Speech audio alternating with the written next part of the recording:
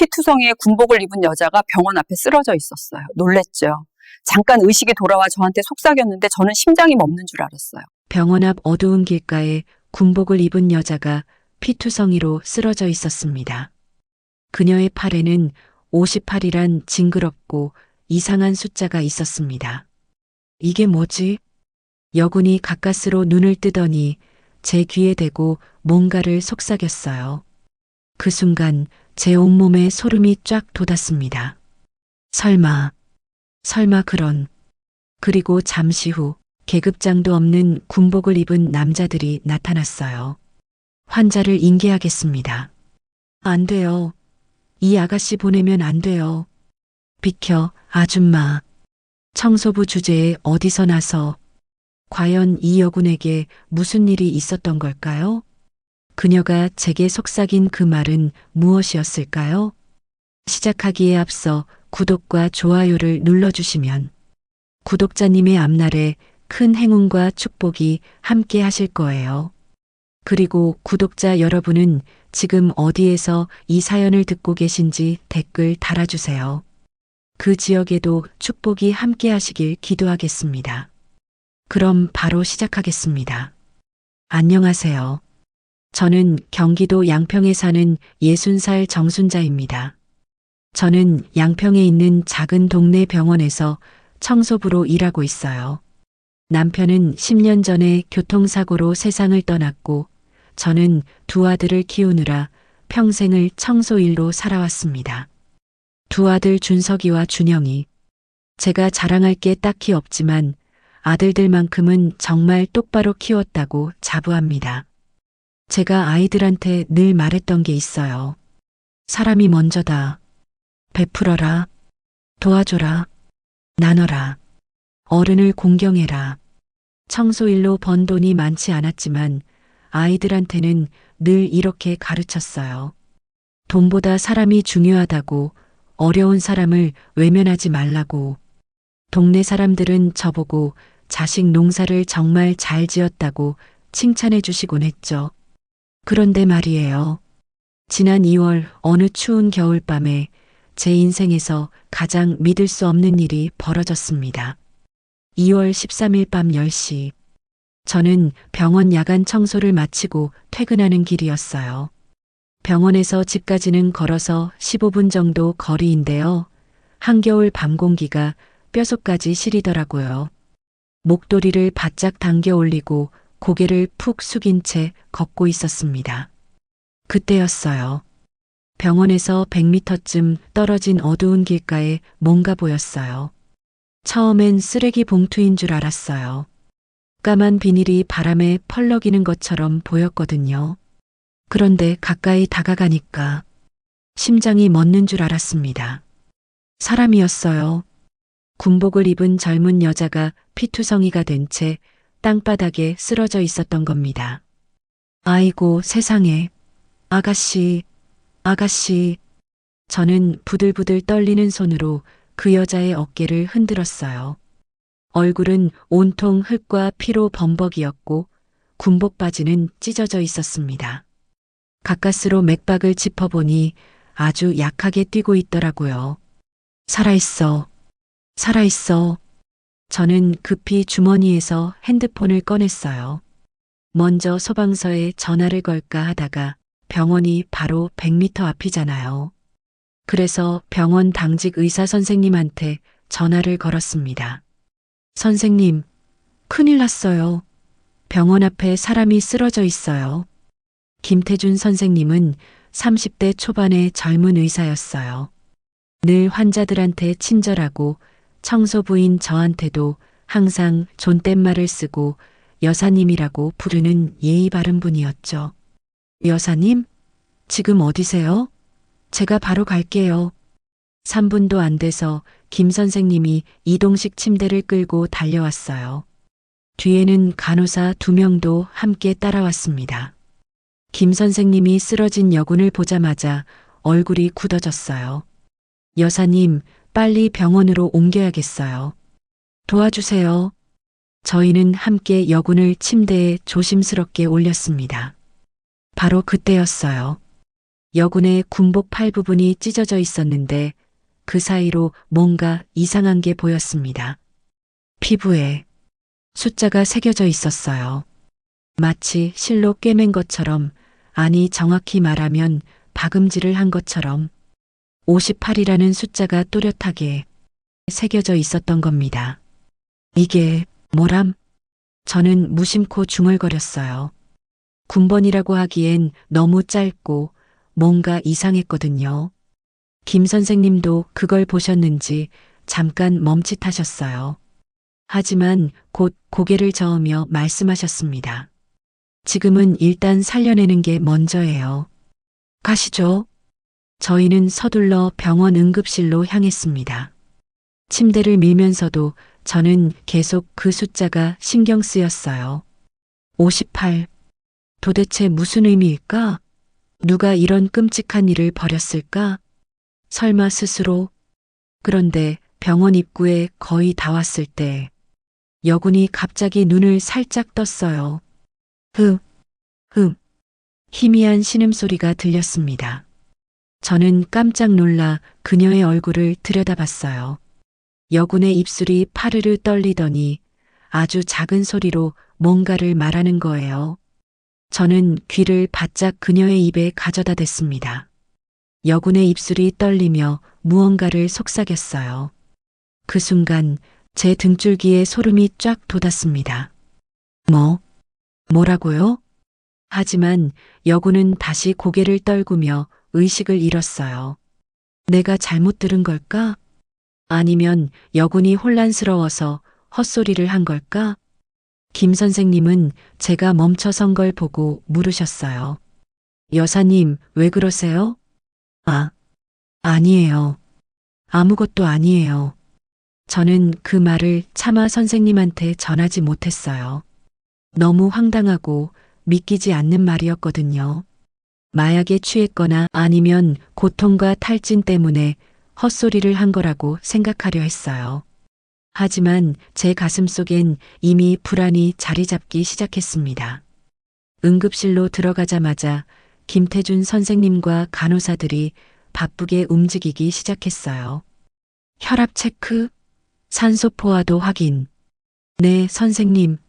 저는 한쪽 구석에서 그 모습을 지켜봤어요. 청소부인 제가 할 수 있는 일은 없었지만 왠지 그냥 가고 싶지 않았거든요. 김 선생님이 여군의 군복을 조심스럽게 벗기기 시작했어요. 그리고 모두의 얼굴이 굳어졌습니다. 여군의 팔 곳곳에 주사바늘 자국이 있었던 거예요. 한두 개가 아니었어요. 양팔에 그리고 목 옆에도 규칙적으로 마치 누가 계획적으로 놓은 것처럼 주사 자국들이 선명하게 남아 있었습니다. 간호사 한 분이 조심스럽게 말했어요.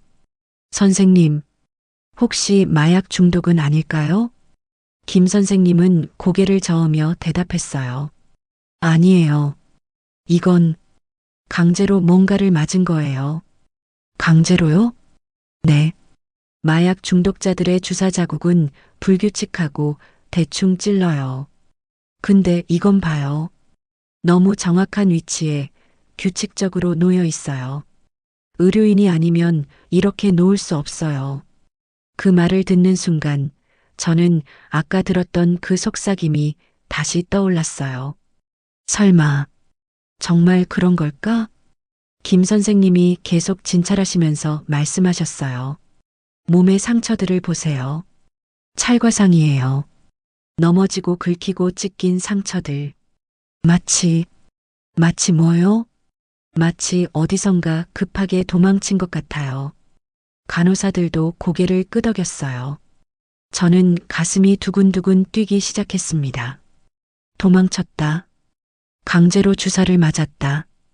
그리고 아까 여군이 내게 한 그 말. 퍼즐 조각들이 하나씩 맞춰지는 것 같았어요. 김 선생님이 여군의 팔에 새겨진 58이라는 숫자를 보시며 중얼거렸어요.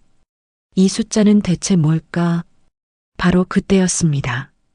거친 브레이크 소리가 들렸어요. 바깥을 보니 커다란 검정색 SUV였어요. 남자가 내리더니 빠른 걸음으로 병원으로 향했습니다. 군복을 입고 있었는데 뭔가 이상했어요. 한밤에 선글라스를 끼고 있었어요. 바로 그때였습니다. 응급실 문이 벌컥 열리더니 2명의 남자가 들어왔어요. 군복을 입고 있었는데 뭔가 이상했어요. 계급장이 없었거든요. 2 남자는 체격이 아주 컸어요. 키가 190cm는 좋게 넘어 보였고 어깨도 떡 벌어졌죠. 얼굴엔 표정이 없었어요. 마치 로봇처럼 차갑고 무표정했습니다. 그중 한 명이 낮은 목소리로 말했어요. 국가 임무입니다. 환자를 즉시 인계하겠습니다. 정중한 말투였지만 한치도 양보할 기색이 없는 단호한 어조였어요. 김 선생님이 당황하며 물었어요. 네, 무슨 말씀이신지. 이분이 누구신데요? 그건 말씀드릴 수 없습니다. 기밀사항입니다. 하지만 환자는 지금 의식이 없고 상태가 불안정합니다. 이송은 불가능해요. 그러자 다른 한 명이 한 발짝 앞으로 나오며 말했어요. 의사 선생님, 우리도 원해서 이러는 게 아닙니다. 하지만 이건 국가 안보와 관련된 일입니다. 협조해 주시기 바랍니다. 국가 안보? 뭔가 심상치 않았어요. 간호사들도 서로 눈치를 보며 수군거렸어요. 그런데 김 선생님은 물러서지 않으셨어요. 환자의 생명이 우선입니다. 지금 이 상태로 이송하면 환자가 위험해질 수 있어요. 최소한 활력 징후가 안정될 때까지 기다려야 합니다. 그럴 시간이 없습니다. 2 남자가 침대 쪽으로 다가오기 시작했어요. 분위기가 심상치 않게 흘러갔습니다. 저는 가슴이 쿵쾅거리기 시작했어요. 이 사람들, 뭔가 이상해요. 군인이라고 했지만 계급장도 없고 말투도 군인 같지 않았어요. 그리고 무엇보다 눈빛이 너무 차가웠습니다. 김 선생님과 다른 의사 선생님, 그리고 간호사들이 모여서 작은 목소리로 대화를 나누기 시작했어요. 선생님, 저 사람들한테 환자 넘겨야 하는 거 아닌가요? 국가 임무래잖아요. 우리가 막을 수 있나요? 하지만 환자 상태가 의사와 간호사들 사이에서도 의견이 갈렸어요. 어떤 분들은 보내야 한다고 했고 김 선생님은 끝까지 반대하셨어요. 저는 그 모습을 보면서 결심했습니다. 더 이상 숨기면 안 되겠다고. 제가 들은 그 말, 이제 김 선생님께 전해야 할 때라고. 저는 슬그머니 응급실을 빠져나와 복도의 접수 카운터로 향했어요. 책상 위에 있던 메모지와 펜을 집어들고 떨리는 손으로 글씨를 적기 시작했습니다. 아까 여군이 제게 한 말, 그 충격적인 2 단어를 쪽지에 적었어요. 저는 쪽지를 꼭 쥐고 다시 응급실로 돌아왔어요. 군복 남자들이 김 선생님과 계속 신경전을 벌이고 있었어요. 저는 김 선생님 뒤쪽으로 조심스럽게 다가가서 선생님의 가운 주머니에 쪽지를 슬쩍 밀어 넣었습니다. 김 선생님이 뭔가 느끼셨는지 고개를 돌렸어요. 저는 눈빛으로 신호를 보냈죠. 주머니, 확인하세요. 김 선생님이 주머니에 손을 넣으시더니 쪽지를 꺼내 읽기 시작하셨어요. 1초, 2초, 3초. 그 짧은 시간이 영원처럼 느껴졌어요. 김 선생님의 얼굴이 점점 굳어지더니 하얗게 변했습니다. 선생님은 쪽지를 다시 읽으셨어요. 손이 떨리고 계셨어요. 그리고 저를 쳐다보셨어요. 눈빛으로 물으시는 것 같았어요. 정말 이게 사실인가요? 저는 고개를 끄덕였어요. 네, 제가 직접 들었어요. 김 선생님이 천천히 쪽지를 주머니에 넣으시고는 심호흡을 하셨어요. 그리고 저를 보셨어요. 제가 입모양으로 경찰 부를까요? 라고 하자 김 선생님이 고개를 끄덕였어요. 김 선생님이 다시 군복 남자들을 마주보며 이번에는 더욱 단호하게 말씀하셨어요. 절대로 환자를 보낼 수 없습니다. 목소리에 힘이 실려 있었어요. 군복 남자 중 한 명이 눈을 가늘게 뜨며 말했어요. 의사 선생님, 이건 선택의 문제가 아닙니다. 저에게도 이건 선택이 아닙니다. 의사로서, 그리고 한 사람으로서 이 환자를 지키는 게 제 의무니까요. 김 선생님의 단호한 태도에 분위기가 더욱 험악해졌어요. 그 사이 저는 조용히 뒤로 몇 걸음 물러났어요. 주머니에서 핸드폰을 꺼내 112를 눌렀어요. 여보세요, 경찰입니까? 양평 성모병원 응급실인데요. 저는 최대한 작은 목소리로 속삭였어요. 지금 군복 입은 사람들이 환자를 강제로 데려가려고 해요. 빨리 와주세요. 네, 알겠습니다. 지금 바로 출동하겠습니다. 저는 전화를 끊고 다시 김 선생님 옆으로 돌아왔어요. 김 선생님과 군복 남자들의 신경전은 계속되고 있었어요. 그러자 군복 남자가 저를 쳐다보며 인상을 찌푸렸어요. 당신은 누구요? 여기 청소부인데요. 청소부? 남자가 비웃으며 말했어요. 청소부 주제에 여기가 어디라고 나서 가서 계단이나 닦아. 그 말에 제 가슴이 뜨끔했어요. 청소부면 사람도 아닌가요? 청소부는 말할 자격도 없나요?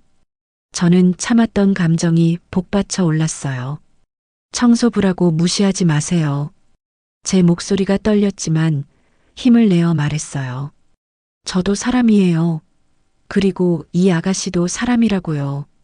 군복 남자가 한 발짝 더 다가왔어요. 위협적인 자세였어요. 할 말 다 했으면 비키시오. 싫어요. 저는 침대 앞을 막아섰어요. 그때 다른 군복 남자가 갑자기 들것을 끌고 왔어요. 두 남자가 여군을 강제로 들것으로 옮기려 했어요. 지금 뭐 하는 거예요? 김 선생님이 소리쳤지만 두 남자는 아랑곳하지 않았어요. 한 명이 여군의 다리를, 다른 한 명이 상체를 들어 올리기 시작했어요. 저는 그 순간 본능적으로 달려들었습니다. 안 돼요. 안 돼. 이 청소부 뭐야? 군복 남자가 저를 노려봤어요. 저는 숨이 턱까지 차올랐지만 필사적으로 외쳤어요. 아까 선생님이 그랬어요. 이분은 지금 다른 곳으로 옮기면 죽는다고요. 저는 김 선생님을 바라봤어요. 선생님이 그렇게 말씀하셨잖아요. 아이고, 이 아가씨 죽으면 어떡해요. 군복 남자들이 순간 멈칫했어요. 손에 여군을 든 채로 움직임을 멈췄어요. 서로 눈빛을 교환했어요. 그 표정에서 읽을 수 있었어요. 만약 죽으면 우리가 책임져야 하는 거 아니야? 바로 그 순간 김 선생님이 상황을 이해하신 거예요. 맞아요. 김 선생님이 큰 소리로 말씀하셨어요. 지금 환자를 옮기면 위험해요. 정말 죽을 수도 있어요. 김 선생님이 모니터 쪽으로 다가가시면서 한 손으로 슬쩍 뭔가를 조작하기 시작했어요. 혈압이 떨어지고 있어요. 맥박도 불안정해요. 지금 이 상태에서 옮기면 삐삐삐삐삐. 갑자기 심전도 모니터에서 날카로운 경보음이 울렸습니다. 환자 심정지. 김 선생님이 다급하게 외쳤어요. 지금 당장 응급처치해야 해요. 빨리. 간호사들이 허겁지겁 달려왔어요. 군복 남자들은 당황한 표정으로 여군을 다시 침대에 내려놓았어요. 하지만 물러서지는 않았어요. 한 명이 날카로운 목소리로 말했어요. 빨리 응급조치해요. 살려내. 김 선생님이 여군에게 심폐소생술을 시작했어요. 물론 하는 신용만 했죠. 근데 연기를 잘하시더라고요. 진짜 같았어요. 하나, 둘, 셋. 간호사가 산소 마스크를 가져왔어요. 군복 남자들은 침대 주변을 에워싸고 서서 계속 지켜보고 있었어요. 마치 감시하듯이. 한 명이 김 선생님께 다가가 말했어요. 의사 선생님, 얼마나 걸리죠? 모릅니다. 환자 상태에 따라. 빨리 살려내요. 우리는 환자가 안정될 때까지 기다릴 테니까. 차갑고 단호한 목소리였어요. 김 선생님의 이마에 땀이 흘렀어요. 저도 가슴이 조마조마했어요. 경찰이 빨리 왔으면 좋겠어. 김 선생님이 계속 심폐소생술을 하셨어요. 하나, 둘, 셋, 넷, 다섯, 여섯. 1분, 2분, 3분. 시간이 너무 느리게 흘러갔어요. 군복 남자들은 꿈쩍도 하지 않고 계속 지켜보고 있었어요. 간호사들도 긴장한 얼굴로 김 선생님을 돕고 있었어요. 저는 손을 꼭 쥐고 기도했어요. 제발, 제발 경찰이 빨리 와주세요. 5분이 지났어요. 군복 남자 중 한 명이 불안한 듯 시계를 쳐다봤어요. 아직도 안 돼요? 조금만 더 기다려주세요. 김 선생님의 목소리도 지쳐 있었어요. 심폐소생술을 하는 척하니 더 힘드신 거예요. 그때였어요. 멀리서 희미하게 사이렌 소리가 들렸어요. 위잉, 위잉. 점점 가까워지는 소리. 저는 귀를 쫑긋 세웠어요. 경찰이다. 경찰차 소리야. 군복 남자들도 그 소리를 들었는지 서로 눈빛을 교환했어요. 한 명이 무전기를 꺼냈어요. 상황 발생. 경찰 출동 중. 무전기에서 뭔가 답이 들렸어요. 남자의 얼굴이 굳어졌어요. 사이렌 소리가 점점 커졌어요. 위잉, 위잉. 이제 병원 바로 앞인 것 같았어요. 군복 남자가 김 선생님께 말했어요. 환자는 계속 치료하세요. 우리는 여기 남아 있겠습니다. 그들은 물러서지 않을 작정인 거예요. 곧 응급실 문이 열리고 경찰관 2명이 들어왔어요. 신고받고 왔습니다. 무슨 일이신가요? 저는 안도의 한숨을 쉬었어요. 드디어 왔어. 경찰관 2명이 응급실 안을 둘러봤어요. 군복을 입은 남자 2명, 그리고 응급처치 중인 환자. 신고 내용이 환자를 강제로 데려가려 한다고 했는데요. 경찰관이 물었어요. 군복 남자 중 한 명이 주머니에서 서류를 꺼냈어요.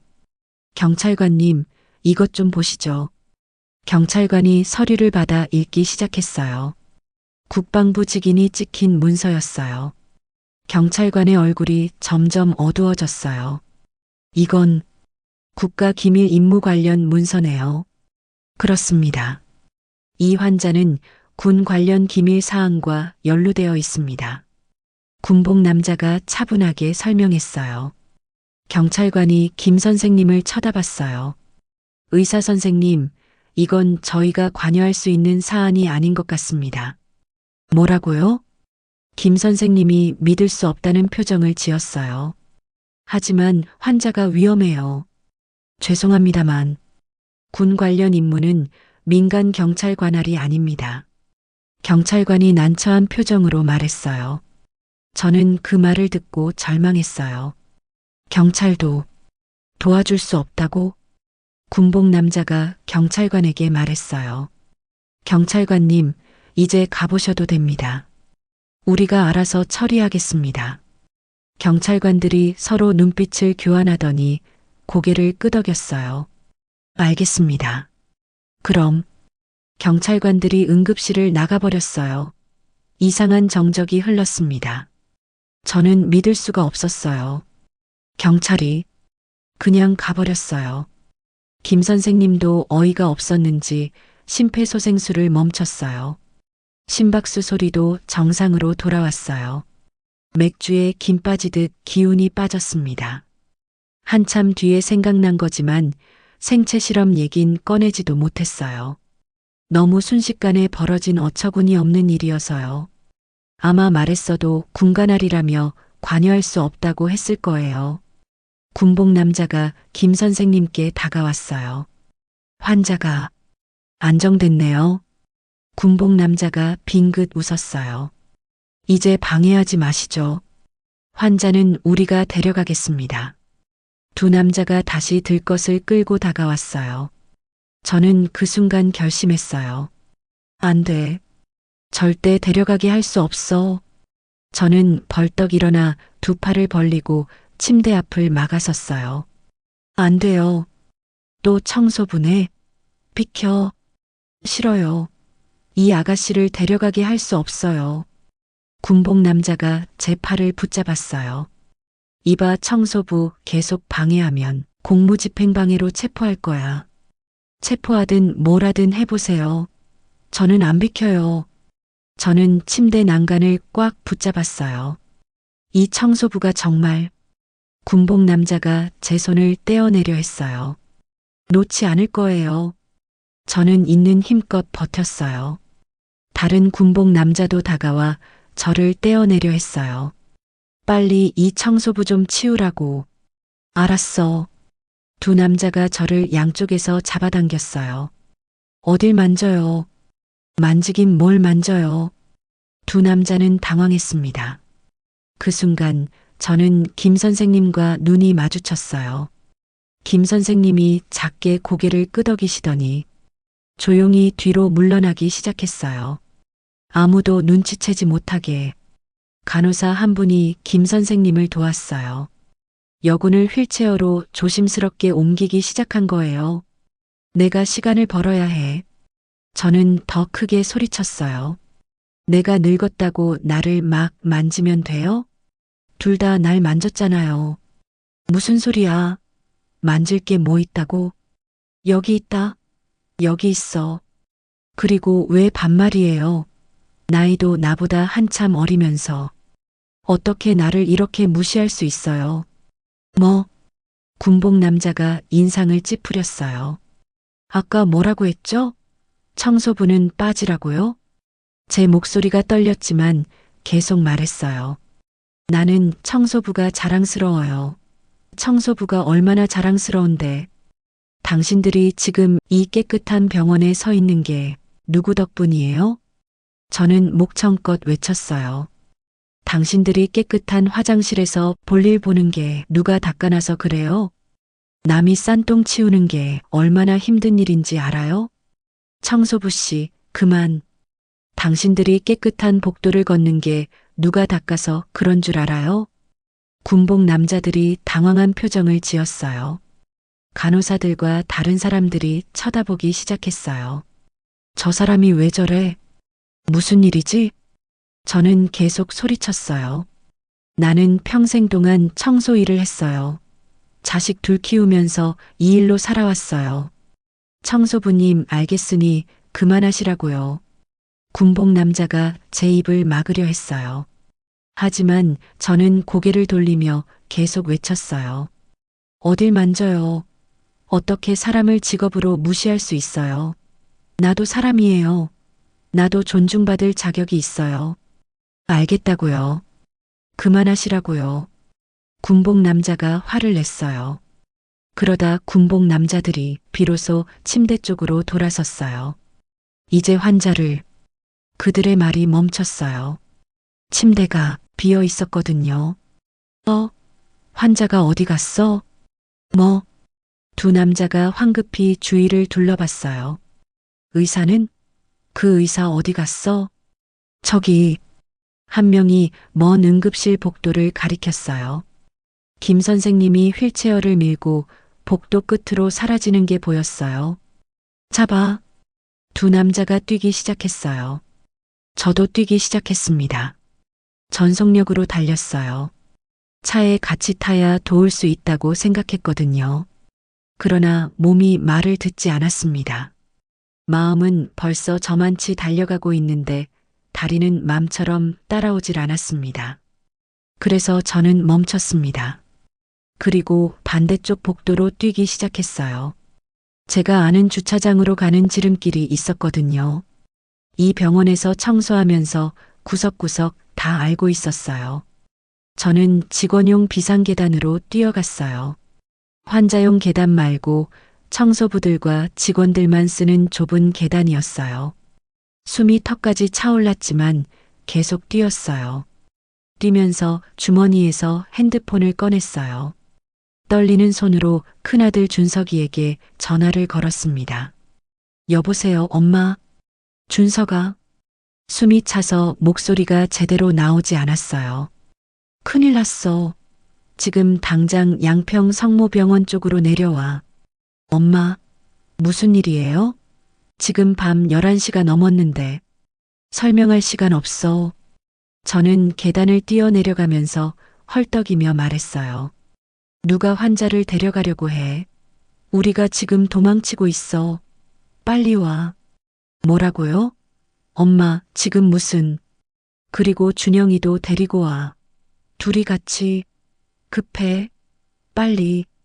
알겠어요, 엄마. 지금 바로 갈게요. 장소가 바뀔 수도 있어. 내가 전화할 테니까 내려오면서 전화 꼭 받아. 저는 전화를 끊고 더 빨리 뛰었어요. 지하 1층에 도착했어요. 비상구 쪽으로 달려갔어요. 저 멀리 김 선생님이 보였어요. 여군을 업고 다른 쪽 계단에서 막 내려오시는 게 보였어요. 선생님, 제가 소리쳤어요. 김 선생님이 저를 보시곤 놀란 표정을 지었어요. 여사님? 어떻게? 지름길로 왔어요. 저는 헐떡이며 김 선생님 옆으로 달려갔어요. 김 선생님이 비상구 문을 잡아당겼어요. 안 열려. 문이 잠겨 있었어요. 이럴 수가. 저도 문을 밀고 당겼지만 꿈쩍도 하지 않았어요. 다시 올라가려 했어요. 바로 그때 다른 쪽 계단에서 발소리가 들렸어요. 군복 남자들이 계단을 뛰어 내려오고 있었어요. 거기 있었구나. 군복 남자의 목소리가 점점 가까워졌어요. 저는 김 선생님과 눈빛을 교환했어요. 이제 끝인가? 아무런 생각도 나지 않았어요. 그들이 거의 다 내려왔어요. 바로 그때 철컥 반대편에서 문이 열렸어요. 박 선생님이었어요. 빨리. 김 선생님이 여군을 업고 문 밖으로 뛰어나갔어요. 저도 뒤따라 나갔어요. 박 선생님이 문을 꽉 잡으셨어요. 빨리 가. 박 선생님. 빨리. 쿵. 저희는 병원 뒤편 주차장으로 뛰었어요. 차가운 2월의 밤 공기가 얼굴을 때렸어요. 김 선생님의 차가 저기 보였어요. 여사님, 저기요. 저희는 있는 힘껏 달렸어요. 뒤에서 쾅, 쾅 하는 소리가 들렸어요. 군복 남자들이 문고리를 부수고 있는 거예요. 빨리요. 김 선생님이 차 뒷좌석 문을 열고 여군을 조심스럽게 눕혔어요. 저도 반대편 뒷문을 열고 올라탔어요. 뒤에서 쾅 하는 큰 소리가 들렸어요. 문고리가 부서진 거예요. 나왔다. 저기야. 군복 남자들의 목소리가 들렸어요.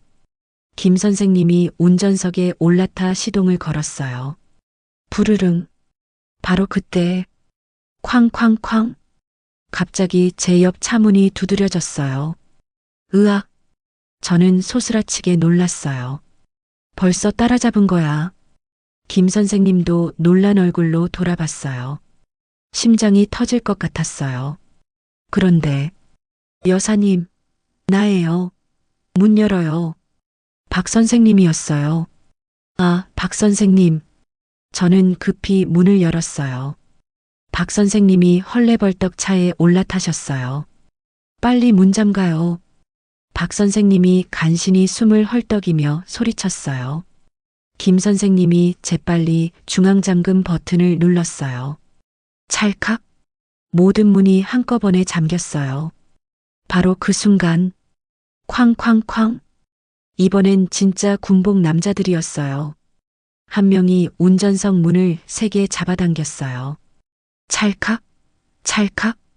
하지만 문이 잠겨 있어서 열리지 않았어요. 문 열어. 당장.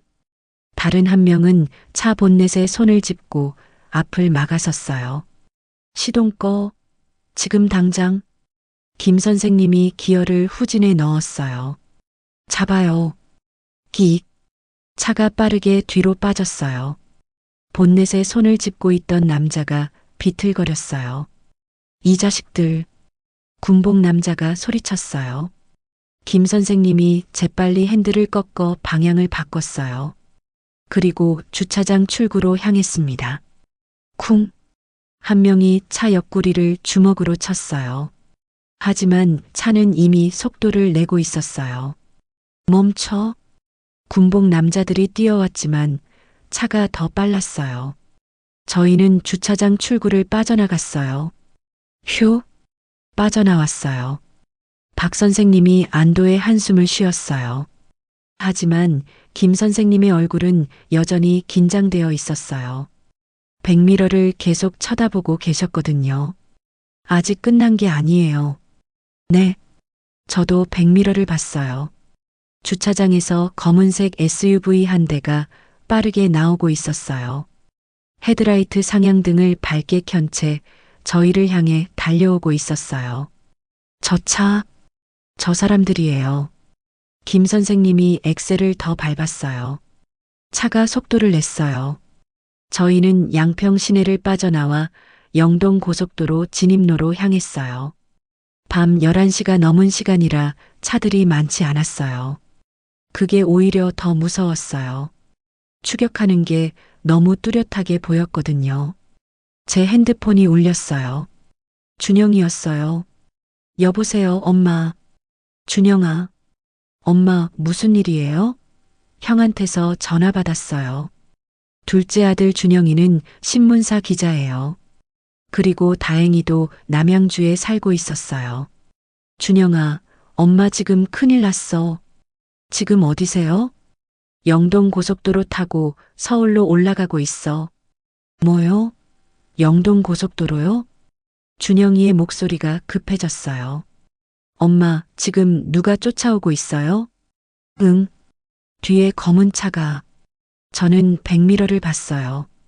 SUV가 점점 가까워지고 있었어요. 계속 따라오고 있어. 엄마, 일단 고속도로에서 버티세요.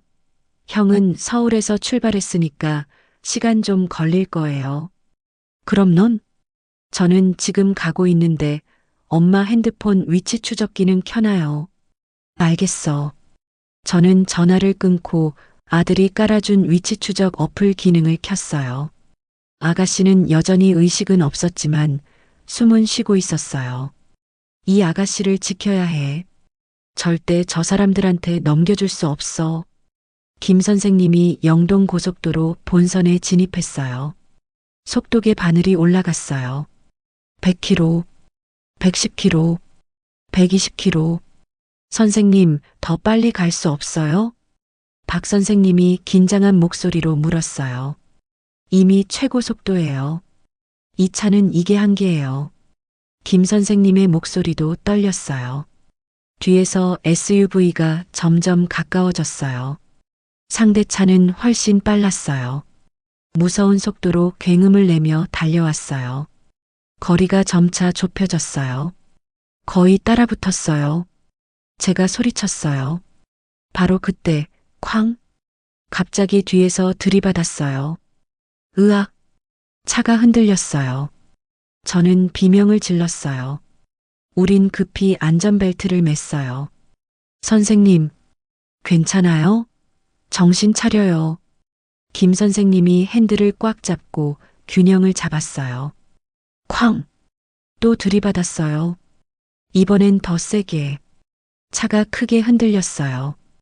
이러다 사고 나겠어요. 박 선생님이 소리쳤어요.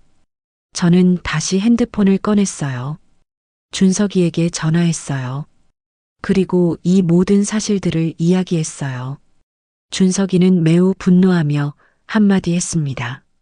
엄마, 그놈들 가만 안 둘 테니까 조금만 버텨요. 알았어. 쾅! 김 선생님의 차는 이제 비틀거리기 시작했어요. 이러다 정말 사고 나겠어요. 박 선생님이 창백한 얼굴로 말했어요. 저는 여군을 꼭 안았어요. 흔들림 때문에 여군이 다칠까봐. 조금만 버티면 돼. 저는 중얼거렸어요. 하지만 SUV는 계속 저희를 압박했어요. 옆 차선으로 붙어서 나란히 달렸어요. SUV 운전석 창문이 내려갔어요. 군복 남자가 소리쳤어요. 차 세워. 안 그러면 더 세게 들이받는다. 김 선생님은 대답하지 않았어요. 그냥 계속 앞만 보고 달렸어요. SUV가 옆에서 저희 차 쪽으로 붙었어요. 기 차체끼리 부딪히는 소리가 났어요. 으악! 저는 소리를 질렀어요. 김 선생님이 핸들을 꺾어 거리를 벌렸어요. 하지만 SUV가 다시 붙었어요. 그리고 또 밀어붙였어요. 기 그때 백미러로 굉장히 빠른 속도로 하얀색 차 한 대가 달려왔어요. 하얀색 소나타였어요. 전 알았죠. 준영이다. 준영이는 빠른 속도로 우리 차와 SUV 사이로 끼어들었어요. 준영이가 저희 뒤에서 계속 뒤따라오는 SUV를 막고 있었어요. 바로 그때였어요. 준영이 차의 브레이크 등이 확 켜졌어요. 기 준영이가 급브레이크를 밟은 거예요. 뒤에서 따라오던 SUV가 미처 피하지 못하고 쾅! 준영아. 저는 비명을 질렀어요. 저인 차를 멈췄어요. 뒤를 돌아보니 두 차가 부딪혀 있었어요. SUV 안에서 하얀 에어백이 터지는 게 보였어요. 군복 남자들이 에어백에 파묻혀 정신을 못 차리고 있었어요. 준영이가 차에서 내렸어요. 뛰어서 저희 차 쪽으로 달려오고 있었어요. 준영이가 차문을 열고 뛰어 올라탔어요. 빨리 가요. 지금이 기회예요. 김 선생님이 다시 엑셀을 밟았어요. 저는 준영이를 안았어요. 준영아, 괜찮아? 다친 데 없어? 네, 괜찮아요. 준영이가 숨을 헐떡이며 말했어요. 뒤를 보니 군복 남자들이 차에서 비틀거리며 내리고 있었어요. 충격 때문에 아직 정신을 못 차린 거예요. 조금 시간을 벌었어요. 빨리 가세요. 준영이가 말했어요. 김 선생님이 속도를 냈어요. 우리는 40분 정도를 더 달렸어요. 마음이 놓였죠. 그런데 그때 뒤에서 다시 헤드라이트가 보이기 시작했어요. 다시 따라오고 있어요. 박 선생님이 소리쳤어요. 저 사람들 포기를 안 하네요. 김 선생님이 이를 악물었어요. 그리고 더 큰 문제가 생겼어요. SUV 한 대가 더 나타난 거예요. 앞에 차가 하나 더 있어요. 준영이가 소리쳤어요. 지원 요청했나 봐요. 이제 앞에 SUV 한 대, 뒤에 SUV 한 대, 총 2대가 저희를 포위하고 있었어요. 아니, 잠깐. 뒤를 다시 보니 또 다른 검은 차 한 대가 더 나타났어요. 앞에도 한 대 더 왔어요.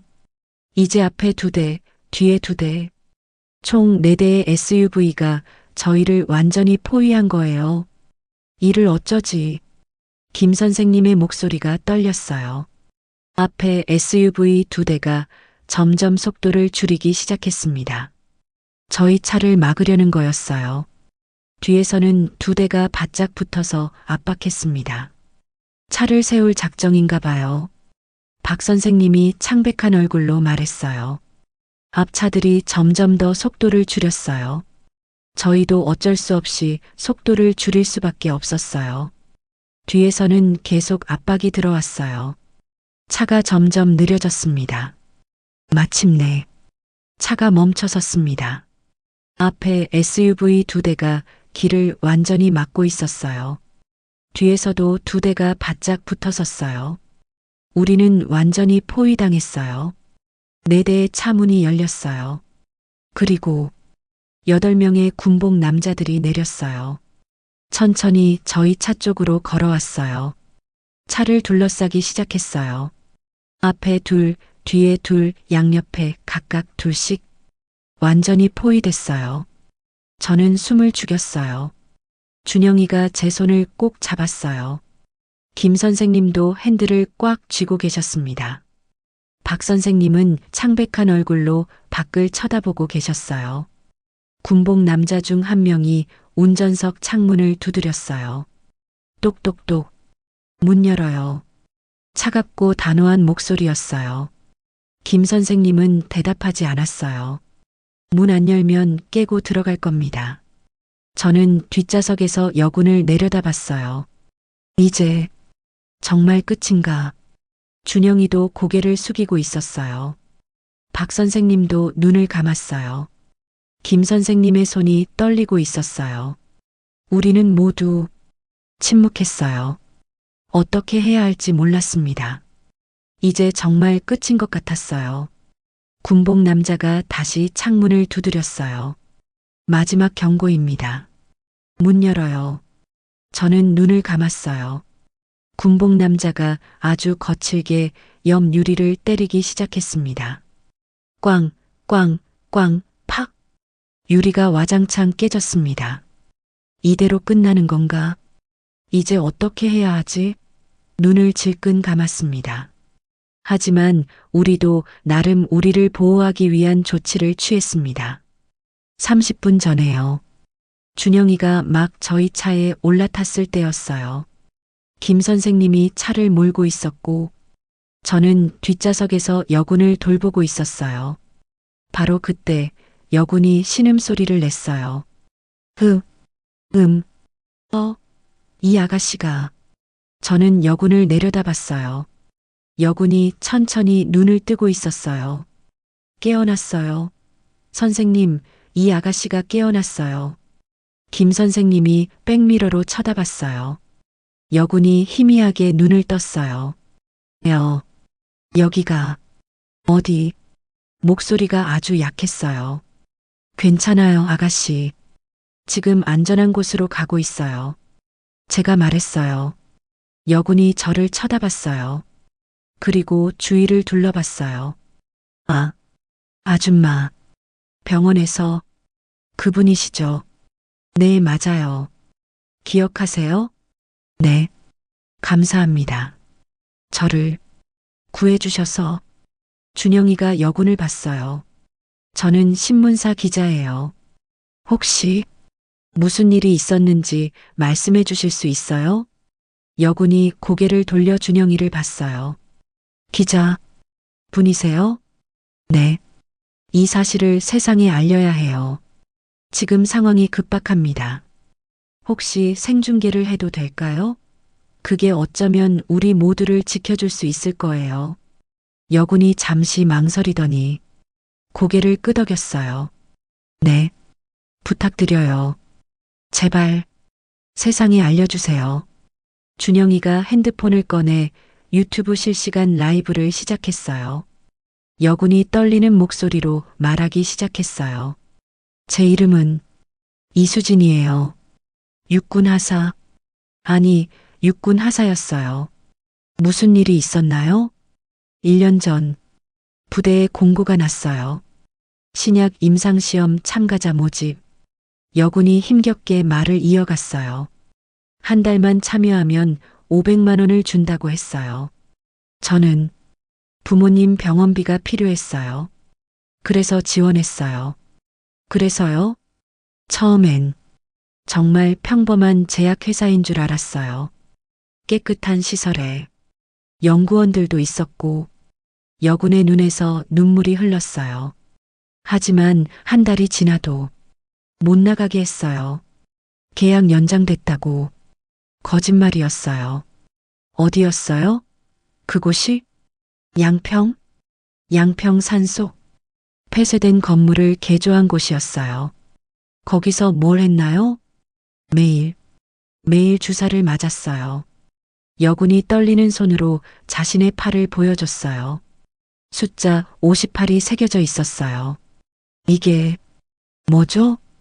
준영이가 물었어요. 바이러스를 주사한 횟수예요. 온갖 바이러스를. 바이러스요? 코로나 변종, 독감, 사스, 메르스, 알 수 없는 것들. 그리고 나선 자신들의 만능 백신을 다시 주사하는 거죠. 여군의 목소리가 떨렸어요. 그리고 2주 전에 빨간 액체를 가져왔어요. 연구원이 실수로 말했어요. 에이즈 바이러스 변종이라고. 에이즈요. 준영이가 충격받은 표정을 지었어요. 저도 입을 막았어요. 에이즈 바이러스를 사람에게 그래서 도망쳤어요. 그걸 맞으면 정말 죽을 것 같았어요. 그 사람들 군인이에요? 아니요. 군복만 입었을 뿐. 제약회사 경호원들이에요. 어느 제약회사죠? 한국바이오젠. 한국바이오젠이에요. 준영이의 얼굴이 굳어졌어요. 한국바이오젠이라고요? 그 큰 회사가? 네. 그리고 여군이 울면서 말했어요. 거기 저 말고도 3명이 더 있어요. 아직 갇혀 있어요. 제발 구해주세요. 이 생중계 라이브는 짧은 시간이었지만 엄청난 파장을 예고했습니다. 그리고 지금 밖에는 건장한 8명의 군복 남자들이 유리창을 앞뒤로 깨고 있었습니다. 그때였어요. 위잉, 위잉, 위잉. 멀리서 사이렌 소리가 들렸어요. 여러 대의 사이렌 소리. 군복 남자들이 고개를 돌렸어요. 저도 고개를 들어 뒤를 봤어요. 빨간 불빛이 보였어요. 1대, 2대, 3대. 아니, 5대. 경찰차 5대가 빠르게 다가오고 있었어요. 그리고 그 앞에 1대의 승용차가 더 있었어요. 준석이다. 제가 소리쳤어요. 큰아들 준석이의 차였어요. 경찰차들이 저희 주변에 멈춰섰어요. 경찰관들이 우르르 내렸어요. 준석이도 차에서 내렸어요. 엄마, 준석아. 준석이가 저희 차로 달려왔어요. 그리고 군복 남자들을 돌아보며 소리쳤어요. 당신들은 지금 체포됩니다. 뭐? 군복 남자들이 당황한 표정을 지었어요. 준석이가 경찰관들에게 신호를 보냈어요. 경찰관들이 군복 남자들을 에워쌌어요. 니들 군인이야? 신분증 좀 보여주시죠. 군복 남자들은 당황하는 듯 보였습니다. 그러자 한 군복 남자가 신분증을 보여주며 말했습니다. 우리가 누군지 알아? 우리는 국가 임무를 수행 중이야. 준석이가 단호하게 말했어요. 국가 임무? 준석이가 비웃었어요. 한국바이오젠 소속 경호원 주제에 무슨 국가 임무예요? 군복 남자들의 얼굴이 하얗게 변했어요. 어떻게? 이미 다 알고 있어. 여군들을 불법 감금하고 인체 실험한 사실. 그리고 당신들이 군인이 아니라 제약회사 직원이라는 것도. 그건 나뿐만이 아니라 전 국민이 다 알아. 그러면서 유튜브 영상을 보여줬어요. 니들 지금 얼마나 엄청난 범죄를 저지른지 알고는 있니? 군인을 사칭했고, 군복을 불법으로 착용했고, 군인을 감금했고, 공문서를 위조했고, 신분증을 조작했고, 생체 실험을 했고, 지금은 민간인을 납치하려 하는 현장 잡범이야. 준석이가 서류를 꺼냈어요. 이건 긴급 체포영장이야. 잘 들어. 당신들은 지금 불법 감금, 상해, 군복 불법 착용, 공문서 위조 혐의로 체포됩니다. 경찰관들이 수갑을 꺼냈어요. 잠깐, 우리는 조용히 해. 영감님이 말하고 있잖아. 준석이가 자신을 높이며 어른이 아이 대하듯 호통을 쳤어요. 당신들에겐 묵비권이 있습니다. 경찰관들이 8명 모두에게 수갑을 채웠어요. 찰칵, 찰칵, 찰칵. 저는 그 광경을 믿을 수가 없었어요. 정말 끝난 거예요? 준석이가 저희 차 문을 열었어요. 엄마, 괜찮으세요? 응. 준석아. 저는 아들을 꼭 안았어요. 그리고 울음을 터뜨렸어요. 고마워. 정말 고마워. 준영이도 차에서 내려 형을 안았어요. 형, 어떻게 이렇게 빨리? 내가 전화하자마자 바로 경찰에 연락했어. 검사 명의로 긴급 출동 요청했지. 준석이가 웃으며 말했어요. 그리고 내가 촬영한 영상. 그거 결정적 증거야. 잘했어. 김 선생님과 박 선생님도 차에서 내렸어요. 정말 정말 다행이에요. 김 선생님이 안도의 한숨을 쉬었어요. 구급차가 도착했어요. 구급대원들이 여군을 조심스럽게 들것에 옮겼어요. 이분은 서울대 병원으로 이송하겠습니다. 저는 갑자기 다른 여군들이 걱정됐습니다. 그 순간 준석이 말했습니다. 그리고 지금 이게 문제가 아니야. 다른 여군들 구해야지. 조금만 늦어도 큰일 나겠는데. 에이즈라니 미친놈들, 제가 물었어요. 그래서 거긴 어떻게 되는 거니? 여군이 말한 그 시설. 지금 경찰이 급습하고 있어요. 다른 피해자들도 곧 구출될 거예요. 저는 하늘을 올려다봤어요. 별이 총총히 빛나고 있었어요. 2월의 차가운 밤이었지만 제 가슴은 따뜻했어요. 우리가 해냈어요. 한 사람의 생명을 구했어요. 그리고 더 많은 사람들을 구할 수 있게 됐어요. 그리고 내 자식들도 너무 예뻤죠. 잘 키웠구나. 잘 키웠어. 그로부터 며칠 후 한국바이오젠 본사에 검찰이 들이닥쳤어요. 대표이사와 연구소장 그리고 관련자들이 모두 구속됐어요. 양평 산속의 비밀시설에서는 3명의 여군이 더 구출됐어요. 23의 박민지 하사, 26의 최은영 하사, 30의 강혜진 중사, 모두 수진 씨처럼 돈이 필요해서 자원했다가 10개월째 감금돼 있었어요. 준영이가 쓴 기사가 일면 톱으로 실렸어요. 한국바이오젠 여군 대상 불법 인체 실험 충격. 전국이 들끓었어요. 사람들은 분노했어요.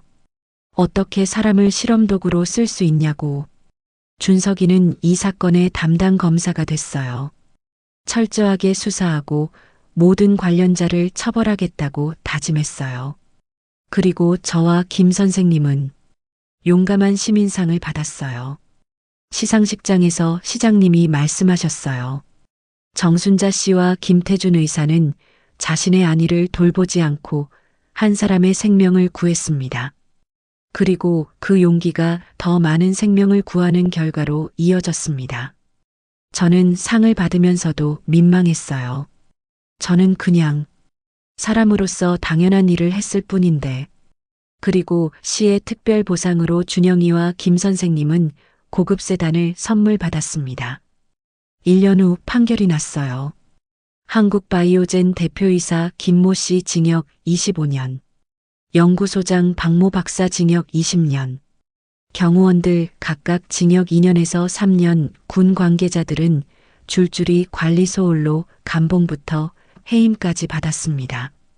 그리고 피해자들에게 각 12억 원의 배상금. 한국바이오젠은 주가가 폭락하고 결국 문을 닫았어요. 4명의 여군은 치료를 받으며 새로운 삶을 시작했어요. 수진 씨는 간호학과에 입학했어요. 제가 당한 일을 다른 사람들은 당하지 않게 하고 싶어요. 민지 씨는 미술을 시작했어요. 자신의 경험을 그림으로 그려 전시회를 열었어요. 은영 씨는 작은 카페를 열었어요. 배상금으로 받은 돈으로요. 혜진 씨는 인권단체에서 일하기 시작했어요. 제 경험을 나눠서 다른 피해자들을 돕고 싶어요. 그리고 이 사건 이후 생명윤리법이 강화됐어요. 불법 인체 실험에 대한 처벌이 더 엄격해졌고 임상시험 참가자를 보호하는 제도가 만들어졌어요. 한 사건이 법을 바꾼 거예요. 저는 여전히 양평의 작은 병원에서 청소부로 일하고 있어요. 아침에 일어나 병원에 가고 복도를 닦고 계단을 닦고 화장실을 청소해요. 평범한 일상이죠. 하지만 이제는 알아요. 평범한 사람도 누군가의 영웅이 될 수 있다는 걸. 청소부도 세상을 바꿀 수 있다는 걸. 작은 용기가 큰 변화를 만든다는 걸. 가끔 수진 씨를 비롯한 4명의 여군을 만나요. 이제는 제 딸들 같아요. 같이 밥도 먹고 차도 마시고. 준석이는 인권검사가 됐어요. 약자들을 보호하는 일에 더 집중하게 됐대요. 준영이는 탐사보도 기자가 됐어요. 사회의 어두운 면을 밝혀내는 기사를 쓰고 있어요. 저는 자랑스러워요. 제 아들들이 그리고 제가 옳은 일을 선택했다는 게 그날 밤 만약 제가 그냥 지나쳤다면 만약 제가 내일이 아니야라고 생각했다면 만약 제가 두려워서 도망쳤다면 수진 씨는 에이즈 바이러스를 주입당했을 거예요. 그리고 죽었겠죠. 다른 3명도 마찬가지였을 거고요. 하지만 저는 멈추지 않았어요. 청소부인 저지만 사람의 생명이 더 중요하다고 생각했어요. 그래서 오늘도 저는 자랑스럽게 일해요. 복도를 닦으면서 계단을 청소하면서 생각해요. 오늘도 이 병원에서 누군가가 치료받고 건강해지겠지. 제 일이 비록 작지만 의미가 있어요. 그리고 무엇보다 언제든 다시 그런 순간이 온다면 저는 또 똑같이 행동할 거예요. 왜냐하면 저는 배웠거든요. 사람이 먼저라는 걸. 이야기 끝까지 들어주신 여러분, 정말 감사합니다. 더 좋은 이야기로 찾아뵐게요.